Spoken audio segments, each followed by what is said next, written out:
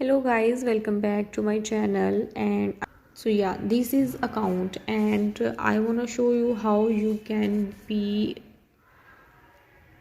manage different accounts on TikTok like this.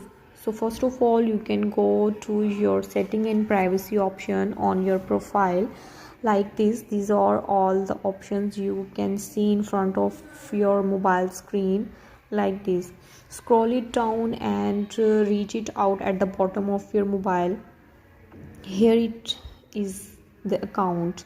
Like I have only one account, so yeah, there is only one. But if you want to create another account, even the multiple account, you can be login and manage it like this switch account, and you can press it at account.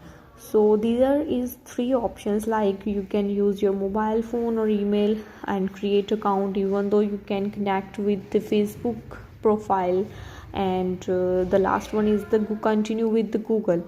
So I can go with the use mobile phone or email like this. So yeah, you have to create your own account with your own choice and with your own requirements.